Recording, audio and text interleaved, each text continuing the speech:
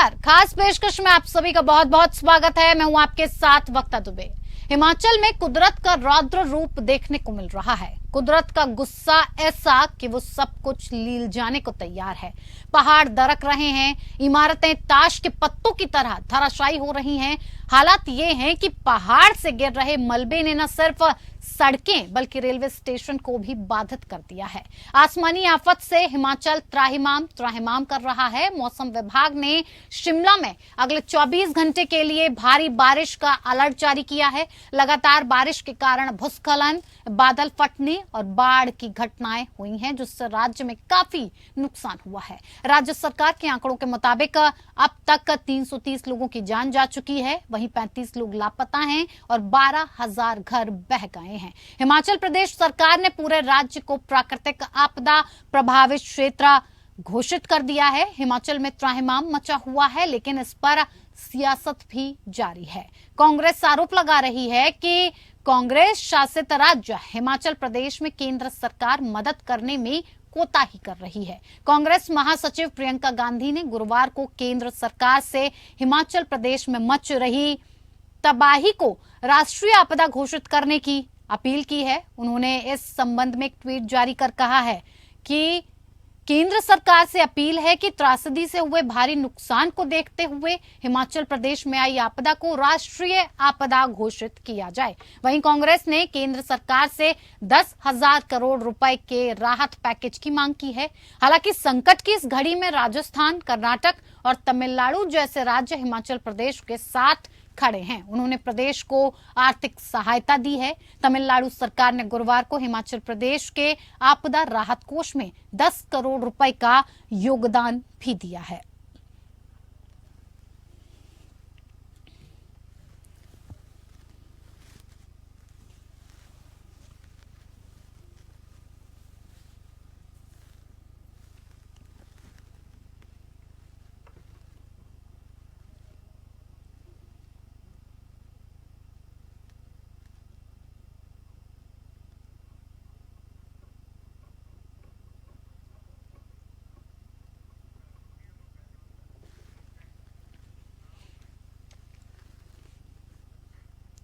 तो हिमाचल में आपदा राहत और सियासत तीनों ही देखे जा रहे हैं।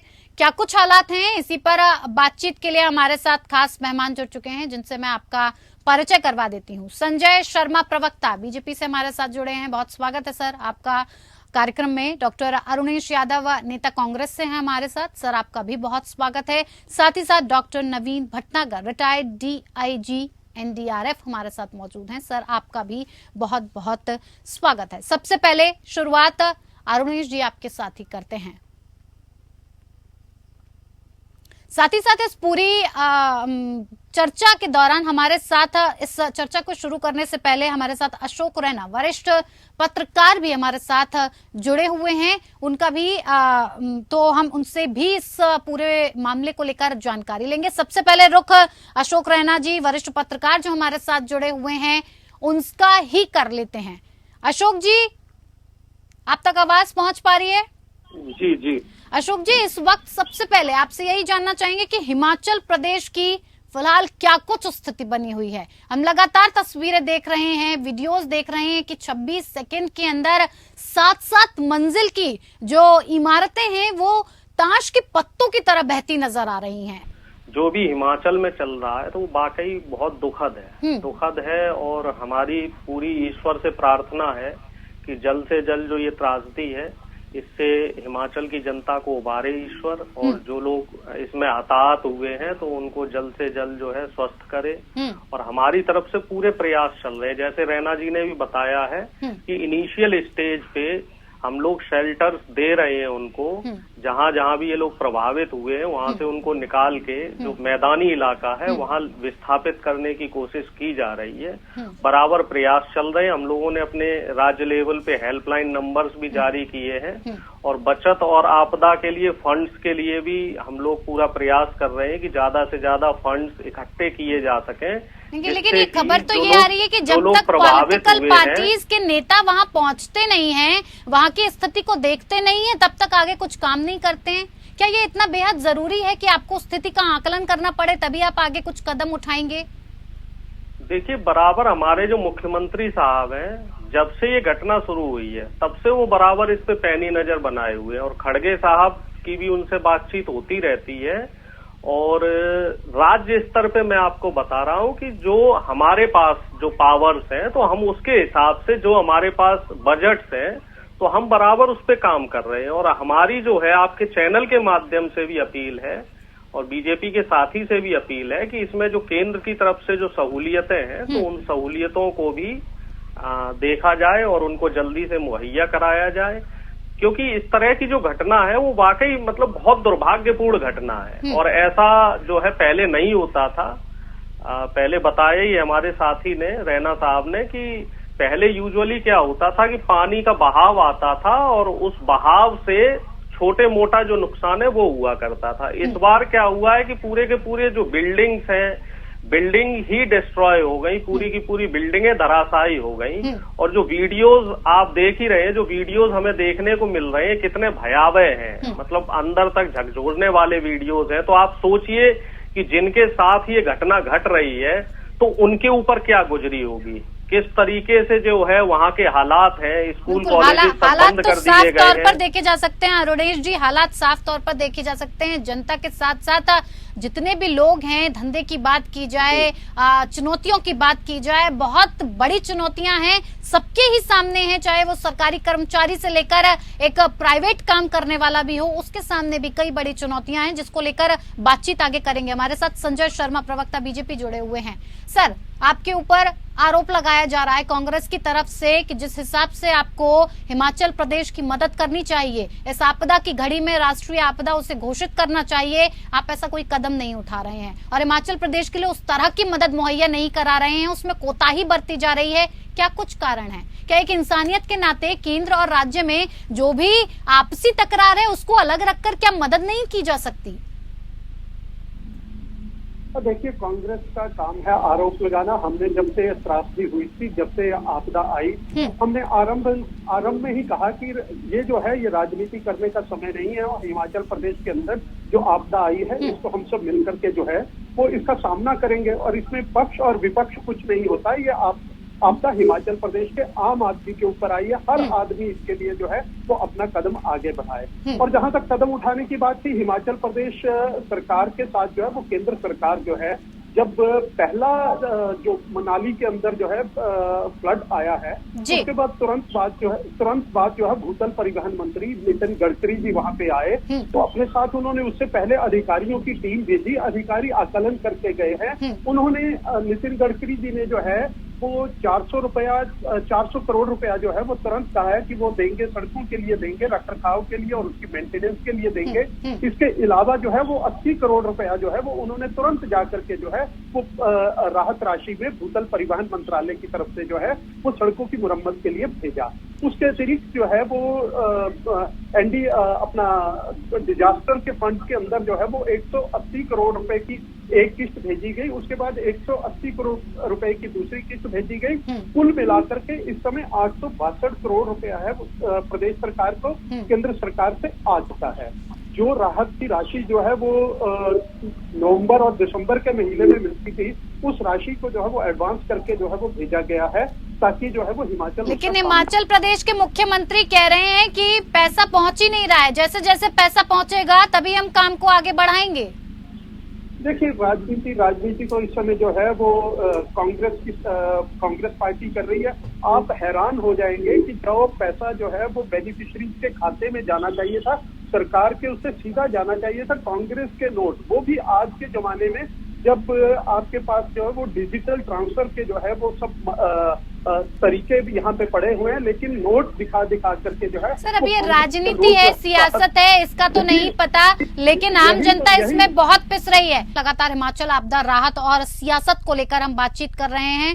इस राहत को लेकर, राहत तो नहीं लेकिन फिलहाल सियासत हिमाचल को लेकर पूरे जोरों पर है। बातचीत के लिए हमारे साथ खास मेहमान जुड़े हुए हैं लगातार। संजय शर्मा प्रवक्ता बीजेपी से, डॉक्टर अरुणेश यादव नेता कांग्रेस और डॉक्टर नवीन भटनागर रिटायर्ड डीआईजी एनडीआरएफ से। साथ ही साथ हमारे वरिष्ठ पत्रकार अशोक रैना भी फोन लाइन पर हमारे साथ लगातार बने हुए हैं, जो सारी चर्चा को फिलहाल सुन रहे हैं। डॉक्टर नवीन भटनागर जी, मैं आपका रुख करना चाहूंगी क्योंकि सबसे बड़ी चुनौती अगर जानना चाहें, क्योंकि एनडीआरएफ की, एसडीआरएफ की, पुलिस बल, आईटीबीपी, भारतीय वायुसेना, सारे लोग ऑपरेशन चलाने में लगे हुए हैं। अपनी अपनी तरफ से जिस हिसाब से राहत बचाव कार्य किया जाता है वो करने में लगे हुए हैं। लेकिन इस दौरान सबसे बड़ी चुनौती जब ऐसी सिचुएशन आपके सामने होती है और हालात आपके काबू से बिल्कुल बाहर होते हैं, जिस पर आपका कोई नियंत्रण नहीं होता है, इस वक्त में आपको क्या कुछ करना पड़ता है? सबसे बड़ी चुनौती इस वक्त आपके सामने क्या होती है?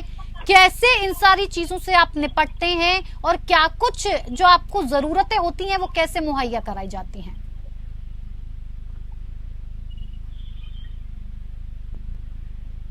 स्लाइड हुआ है बड़ा तेजी से और काफी जो है जरूरत से ज्यादा बारिश हुई है। रेड अलर्ट भी किया गया है घोषित, ऑरेंज अलर्ट भी किया गया है।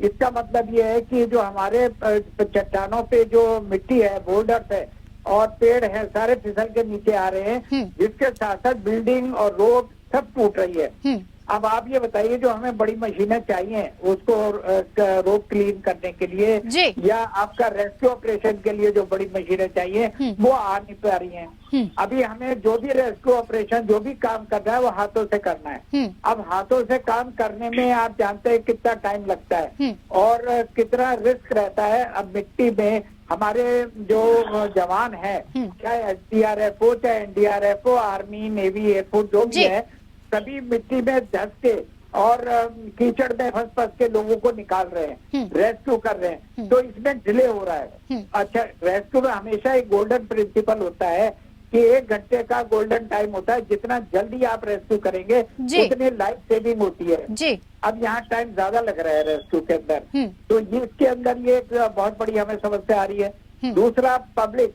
जो जिनको शिफ्ट किया गया है उनकी तरफ से प्रेशर आता है। तीसरा ये है कि हम लोग जो है अपना जो भी संसाधन है उपलब्ध, वो चाहे बेशक कम है, उनकी मदद से हम रेस्क्यू कर रहे हैं और उसमें हमने बहुतों को रेस्क्यू किया है और आगे भी करते रहेंगे।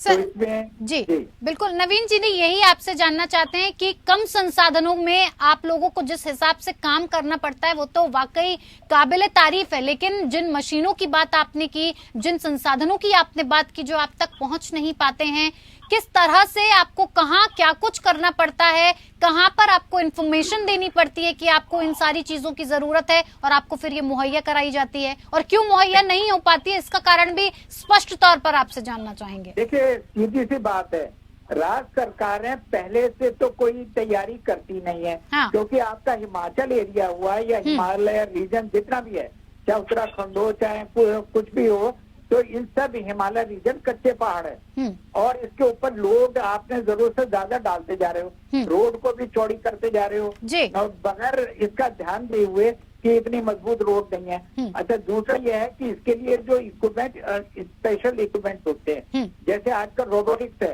रोबोट्स आ गए हैं जो छोटे होते हैं और बड़े काम करते हैं। तो ये रोबोट्स को आपको इस्तेमाल इनको करना चाहिए, करना क्या, प्रोक्योर करना चाहिए था, क्यों नहीं किया इन्होंने। आजकल टेक्नोलॉजी इतनी ज्यादा हो गई है कि जो है हम रिस्क फैक्टर कम हो जाता है अगर रोबोट का इस्तेमाल करें, न्यू टेक्नोलॉजी का इस्तेमाल करें और जो हमारे नए सिस्टम्स आ रहे हैं वो सारी चीजें अवेलेबल है। अभी से ही राज्य सरकारों को जागरूक होके इसके ऊपर ध्यान देना चाहिए, ताकि देखिए हम भी एनडीआरएफ को भगवान नहीं है, कोशिश करते हैं, हम भी इंसान हैं, हम भी कोशिश करते हैं, लेकिन खाली हाथ क्या करेगा। अब आप बॉर्डर पे भेज दो हमें बगैर राइफल के, हिसाब मार के आओ, जीत के आओ, जंग कैसे जीतेंगे। तो सेम चीज यहाँ भी लागू होती है कि आप हमें प्रॉपर इक्विपमेंट तो दीजिए। अच्छा, हमारा क्या है, ये इंसिडेंट कमांड एक बता है, कहीं भी ऐसी क्राइसिस होती है तो वो एक कमांड सिस्टम होता है, वो उनको बराबर रिपोर्ट करते हैं, वो राज्य सरकार और केंद्र सरकार को बराबर इन्फॉर्म करते हैं और केंद्र सरकार से भी टीमें आती हैं। जो ये पॉलिटिकल जो लोग बोल रहे हैं वो गलत बोल रहे हैं। तो ऐसा नहीं होना चाहिए। इस टाइम में सबको एक होके ठीक है नवीन जी, इसका जवाब मैं जरूर अरुणेश जी से लेना चाहूंगी। हमारे कांग्रेस के प्रवक्ता हमारे साथ मौजूद हैं। सर, रेस्क्यू से लेकर सड़क खुलवाने, सड़क पर ट्रैफिक बहाल करने से लेकर प्रोटोकॉल में मुस्तैदी को लेकर हर चीज को, पुलिस वालों को सारी चीजों का ध्यान भी रखना है, सब कुछ करना है। इसके बावजूद कहाँ है आपकी सरकार, क्या कुछ कर रही है? आपने नवीन जी को सुना, जिस टेक्नोलॉजी का प्रयोग होना चाहिए नहीं हो रहा है। राज्य सरकारें पहले से कोई तैयारी करके ही नहीं रखती हैं। ये तो वो वाली बात हो गई, जब प्यास लगेगी तभी कुआं खोदा जाएगा। अब मुझे वक्ता जी एक बात आप बताइए कि हमारी सरकार कब सत्ता में आई और हमें कितना समय हुआ, उसके बाद हमें कितने फंड्स दिए गए? जो बीजेपी के हमारे साथी बोल रहे हैं कि राज्य सरकार प्रॉपर काम नहीं कर रही है, हमारे बड़े भाई साहब ने बोला है, तो मैं पूरा इससे कोई गुरेज नहीं कर रहा हूँ। लेकिन ये भी देखिए ना कि पहले तो 5 साल बीजेपी की सरकार रही, उन्होंने कितना ये जो एक लाइन पकड़ ली जाती है ना पॉलिटिकल पार्टीज की तरफ से, कंप्लीट होने दीजिए ना। बात तो आप कंप्लीट नहीं होने दे रही, मेरी बात कंप्लीट होने दीजिए। ठीक है, जल्दी जल्दी। और फिर हमें जो फंड्स चाहिए वो फंड्स क्या हमें केंद्र सरकार दे रही है? केंद्र सरकार सिर्फ कह रही है कि फंड दे रहे हैं, क्या वो राज्य सरकार के पास फंड्स आए हैं? कथनी और करनी में जो फर्क है वो बीजेपी के लोगों का रहता है और दोष देते हैं कि साहब कांग्रेस कर रहे हैं। हम तो साहब जनता के मुद्दों को रख रहे हैं और एग्जैक्ट जो सिचुएशन है उसको बयां कर रहे हैं। जिस दिन से हिमाचल में त्रासदी हुई है, पहले दिन से बराबर हमारे सीएम साहब घटना स्थल पे हैं और बराबर वहीं है और रात कैंपों में घूम घूम के जो है पूरा जायजा ले रहे हैं। पूरे जितने विधायक हैं, जितने नेता हैं, जितना हमारा जो कैडर है, वो सारा का सारा, चाहे यूथ का हो चाहे मेन बॉडी का हो, सब रात कैंप में मौजूद है। लेकिन देखिए, पैसे का काम पैसे से ही होता है। जब तक पर्याप्त फंड केंद्र सरकार हमें मुहैया नहीं कराएगी, तब तक जो सुविधाएं हमें जनता को देनी है वो सुविधाएं हम नहीं पहुंचा पाएंगे। संजय शर्मा जी वो कहते हैं कि अभी तो उनकी सरकार आई है, पिछले इतने वक्त से तो आपकी सरकार थी, क्या कुछ कर रहे थे आप? क्या कुछ तैयारी आपने की? ये सब भुगतान आप ही की वजह से है। देखिए, बिल्कुल हर सीजन, बरसात का सीजन आए, चाहे सर्दी का सीजन आए, चाहे गर्मी का सीजन आए, हर सीजन से पहले मुख्यमंत्री जो है वो चीफ सेक्रेटरी और आपदा से जुड़े हुए सचिव जो हैं वो और जिलों के एसपी और डीसी के साथ जो है वो हर सीजन से पहले मीटिंग होती है कि अगर कोई ऐसी विपदा आए तो उससे कैसे निपटना है। लेकिन कांग्रेस की सरकार आई, इन्होंने कोई मीटिंग नहीं की उसके बारे में। सर, मीटिंग हुई, हमने आपसे पहले फंड के लिए बात करी थी, आप लोगों ने उसको नजरअंदाज कर दिया।